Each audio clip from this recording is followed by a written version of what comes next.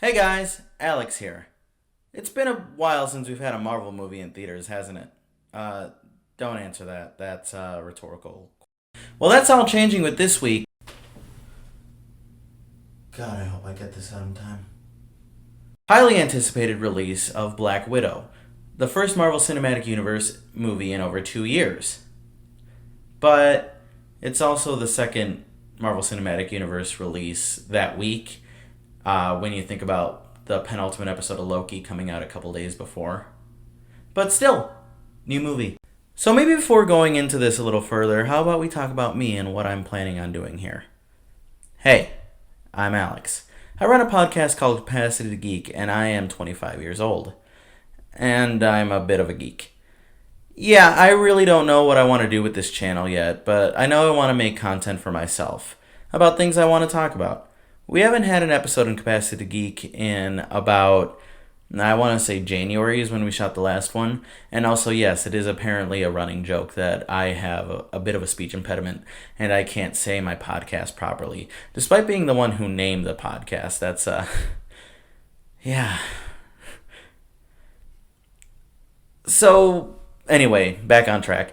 Just for the time being, I'm going to be doing something called throwing things at the wall to see what sticks. By that I mean I'm going to make a couple different styles of videos about different topics that speak to me, and I'll speak about them.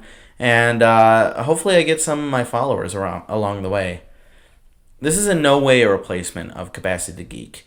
One of the reasons being my co-hosts Bobby and Walter won't really be joining me on these videos. That being said, I'd love to have them on eventually, maybe a little bit down the line, but just for right now, it's going to be me. And I definitely don't want this to be replacing Capacity Geek. You know, I love being on Capacity Geek, and I love my friends. And Capacity Geek is the three of us: Bobby, Walter, and Alex. It's always been that way, and it'll always be that way. That being said, let's discuss the topic of this video, and hopefully one of the first series I do in this channel. Before I go in this series, I plan on discussing a specific movie using details I've picked up from speculation, news, trailers, and in some cases, like this one, previous appearances and story arcs of the characters. Seeing as I'm kind of a self-proclaimed slut for Marvel already, and have been doing this kind of research for years just for myself, I figured this would be a great entry to start. Now, with no more stalling, let's get into Black Widow before I go in. You don't know everything about me. I've lived a lot of lives.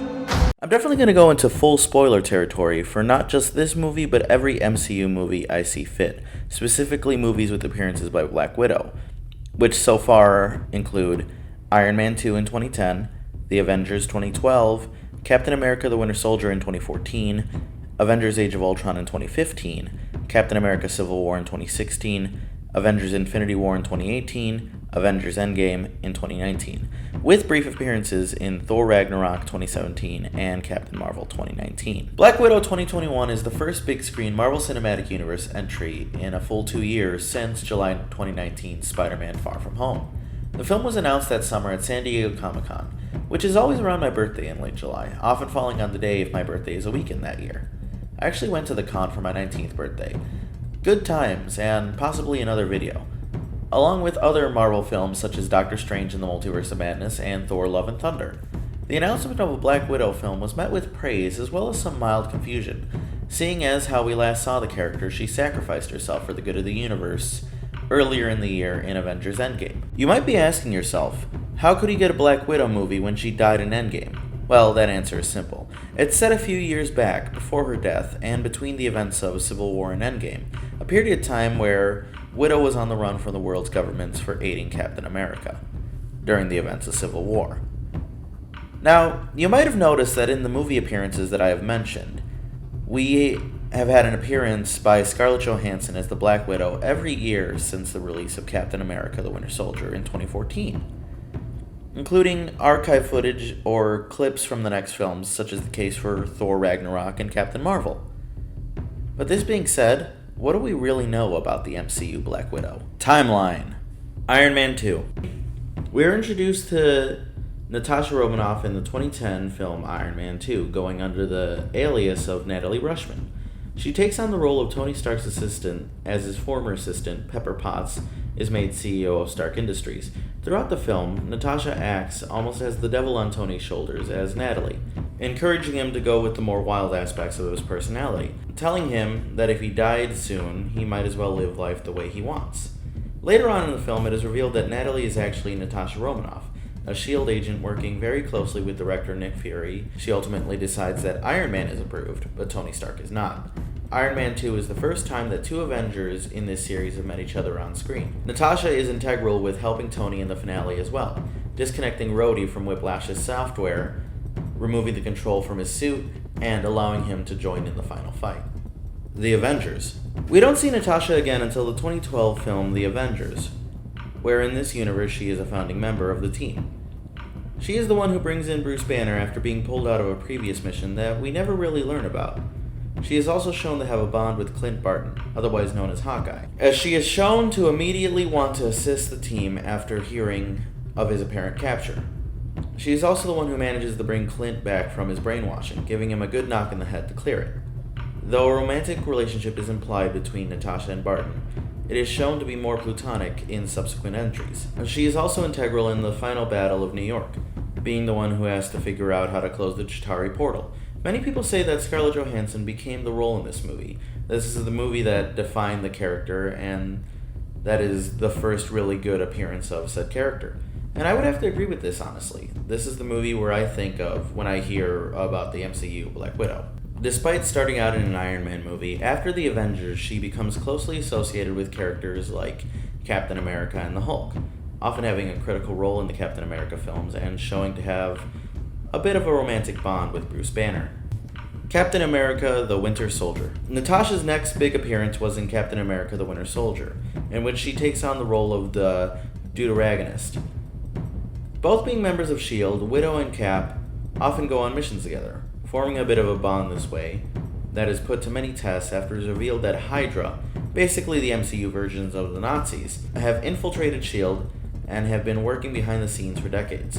Natasha is once again integral to the plot's climax, being the one who has to stop the human villain of Alexander Pierce and revealing all of S.H.I.E.L.D.'s secrets, including many of her own. At the end, she is shown in court acting on the behalf of the Avengers, telling the court that they need them, because they are the ones who keep the world safe. The Avengers, Age of Ultron.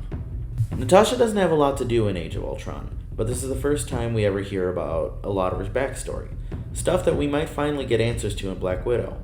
We learn, thanks to some Scarlet Witch-induced mind control, that Natasha has been raised as a child to be an assassin in Russia, in something known as the Red Room. We also learn that all the girls trained in the Red Room are sterilized, stating that child rearing is considered a distraction. This in turn makes Natasha believe that she's a monster, never being able to settle down despite wanting too badly, with another monster, Bruce Banner. This is the main movie with a romantic subplot between Natasha and Bruce, which at times does kind of come off as polarizing. Romance in superhero movies can be done right, but this pairing never quite made the mark, sadly. At least in this movie. Future movies do tease at some sort of bond between these two, which works a lot nicer in my opinion. But it's shown in this movie that Natasha has the ability to calm down the Hulk, to turn him back into Bruce. And it does get called back later on in a very nice way. Now this video is probably going a little bit longer than I originally intended, but luckily the next two main appearances of Widow are somewhat brief compared to the others, so I will do these relatively quickly. Captain America Civil War. Nat starts Civil War on Team Iron Man, joining Tony Stark in the acceptance of the Sokovia Accords, documentation that would prevent the Avengers, who is now Captain America, Black Widow, Falcon, War Machine, Vision, and the Scarlet Witch since the events of Age of Ultron, from engaging in combat without government sanction. The Accords don't go well with everyone, specifically Steve Rogers. Natasha takes Tony's side, so the Avengers, which she considers her family, aren't taken apart, something she will ultimately have to deal with. She's often seen here being right by Tony's side, until she ultimately takes Steve's side by letting him go free by subduing Black Panther. This decision ultimately makes her a terrorist in the eyes of the world's governments and forces her on the run. Her adventures in this period will possibly be explored in Black Widow. Natasha has a brief cameo appearance in 2017's Thor Ragnarok, where a video clip of her from the end of Age of Ultron is shown on a Quinjet and is able to calm down the Hulk enough to turn him back into Bruce Banner for the first time. It's a very brief appearance, and I doubt this is anything more than archival footage from Age of Ultron, but it is very nice to see how there is still an interweaving of that Bruce and Natasha dynamic that didn't go very well in Age of Ultron, but like I said, later on in the series, like with this, and very briefly in Infinity War, does get called back upon, and it's seen in a kind of nicer light there. But like I said, this appearance is very nice, and it also kind of does add to the whole we have seen an appearance from Black Widow since 2014 every year. Avengers Infinity War and Captain Marvel. Natasha is Steve's right-hand partner in Avengers Infinity War. She isn't shown very much, but she does sport a new greenish outfit and blonde hair. She once again doesn't have a lot to do in this movie, other than assisting Wanda and Okoye in taking down Proxima Midnight and saying the iconic line, "She's not alone," something that gets called back in Endgame. After this, Natasha is shown in the post-credit scene of Captain Marvel, having found Nick Fury's enhanced pager used to contact Carol Danvers after the events of the movie. She is adamant to keep it powered, determined that Fury knew what to do in this situation. She is then introduced to Carol Danvers, who appears right behind her. Many have speculated that this scene was made specifically for Endgame, but just added at the end of this movie to tease the next one, much like Civil War, and I believe there was something like this in the first, after the first Captain America movie for Avengers. But this scene wasn't in Endgame, so this scene was either made for Endgame and got scrapped and they just added it to Captain Marvel, or they added it to Captain Marvel just to tease that she is coming back in Endgame. Avengers Endgame. Now, Avengers Endgame might be my favorite film with Natasha in it. It is definitely my favorite portrayal of the character in this series. Infinity War was non-stop action, and I can definitely see how people enjoy it more than Endgame, claiming that the latter has too much fan service. But I would argue that Endgame has some of the best character moments in the MCU, seeing how our heroes are somewhat defeated and heartbroken from the events of the last movie, and seeing how the world has changed since they lost, and how these characters have changed within the 5 years of living with that loss. It was a very bold choice. Now, granted, there is a sense of getting back to normal at the end of the movie, definitely, but not everybody gets to come back to normal. That's where we see Natasha in this movie. She has seemingly taken over the role of leading the Avengers, or whatever is left of them, and is trying to hang on to whatever is left of the world, even as many of her friends, including her closest friends like Clint and Steve, have since moved on in their own ways. The Avengers were her family. Now, we do get a claim that the family in Black Widow were her first family, but I think this relates more to the concept of a chosen family, something that I would like to touch on further in another video relating to one of my favorite TV shows of all time, Futurama. She is one of the people who take the loss to Thanos very personally, much like Thor in this movie. Once there is a plan to get the fallen population back, she is immediately on board and going with the time heist, recruiting Hawkeye and doing whatever it takes. Whatever it took is exactly what she did. She sacrificed herself on Vormir to receive the Soul Stone, thus saving all of the universe. Her teammates are distraught over her death, but vow that it would not be in vain. It isn't in vain. They managed to bring everybody back, and that would not be possible if Nat did not do what she did. But now here we are in the latest stop in the journey of Natasha Romanoff, the Black Widow movie coming out this week. Again, hopefully I get this out in time. I have tried to remain spoiler-free for the most part this time around, but I have gathered a few theories and info about the movie I will leave you guys with. The film will once again star Johansson in her 8th major outing as the character. She is at 10 if you count the 2 cameo appearances in Thor Ragnarok and Captain Marvel. The film also stars Florence Pugh, David Harbour, Rachel Weisz, and O.T. Fag Bentley. The film will explore Natasha's past as the Black Widow, as well as a period between Civil War and Infinity War. The villain in this film will be the Taskmaster, a fan-favorite character from the comics who will make his debut here. The film appears to be mostly set in Russia and other parts of Eastern Europe, where the Widow character is originally from. William Hurt, who plays Thunderbolt Ross in the MCU, has been spotted in the trailers. There is also speculation that Julia Louis-Dreyfus, who played the character of Val in Captain America and the Winter Soldier, previously known as the Falcon in the Winter Soldier, will also make an appearance, according to a Variety interview that states that she was supposed to make her appearance here first, but this film has been delayed due to well-known circumstances. Now for some theories. These are things that I have heard many other people theorize about. I'm not entirely sure who started up these theories, but I've just heard these theories from other people. I don't really believe any of these until I see them, but these are some plausible ones that I've heard. The first one is that Florence Pugh is going to be set up as the new MCU Black Widow. Now, Florence Pugh definitely has been in a lot of different other films, a lot of A24 films, and she is becoming more recognizable as an actor. So I can definitely see her becoming the new MCU Black Widow if they do want to continue with the Black Widow character. She, in the trailers, is definitely shown as like a younger version as Black Widow, also in the Black Widow program. So I would not... Also, I think she does wear a similar outfit that Johansson's Widow wears in Infinity War, so there might be something like that. That also goes to another theory that I'm about to discuss too. But another theory is that mutants will appear. I'm definitely going to take a grain of salt with this one because ever since Disney has bought the rights to 20th Century Fox and all the X-Men are back in the MCU, like they can use mutants in the MCU, people have always had theories that, oh, this is the time that mutants are going to come back. They said that they were going to come back in WandaVision. I've heard people say that they were going to be in Madripoor in Captain America and the Winter Soldier. And this movie is no different. Specifically, they said mutants that come from Russia in the comics, like Colossus and specifically Omega Red.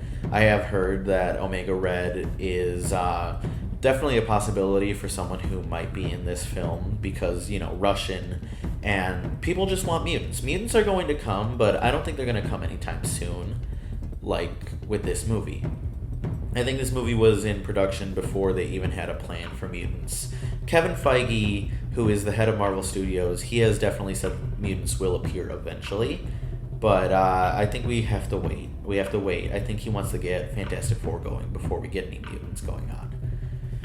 Another theory that I heard is that there will be face swapping in this movie, like the movie Face Off, where people's faces will be switched, and specifically they were saying like Natasha and Florence Pugh's characters, their faces will be switched because Black Widow is wearing an outfit similar to what Florence Pugh was wearing in this movie in Infinity War, and that's basis enough to say that, oh, Florence Pugh's character is going to get switched with Natasha, and everything we're following after Infinity War, or during Infinity War and maybe Endgame, is the Florence Pugh Black Widow because their faces got swapped. And somehow that feels a little more far-fetched than what I just said earlier with the mutants. So I'm not even sure it's going to go that way. So I can't believe that theory. Another theory is who is Taskmaster. From what I hear, and feel free to ignore me because this is going to be like spoilers for like a second. From what I hear, the character played by O.T. Fagbenley is the character that's going to be the Taskmaster. His name in the credits is Mason, and I think the name of Taskmaster is Tony Masters. So I'm not.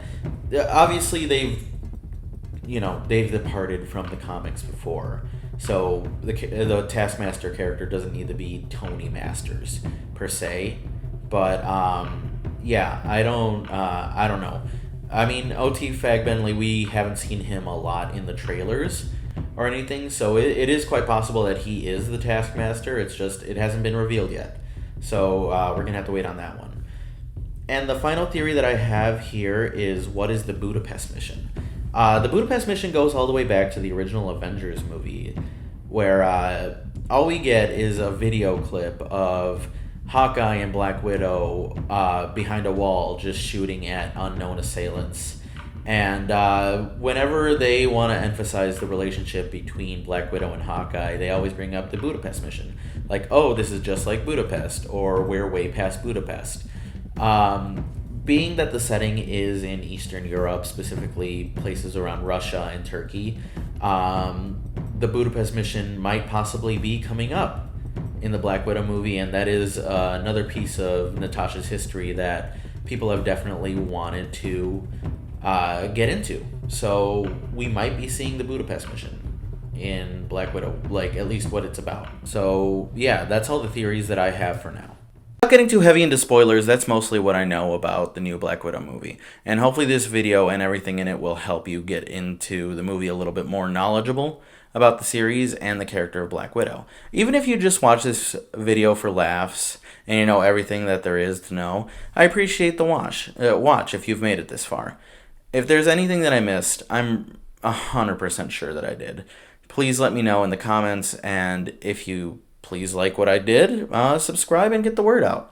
I want to create more content, and I want to know what you would all have me talk about or what you want to see from me. Till next time, I've been Alex, and good night, everybody.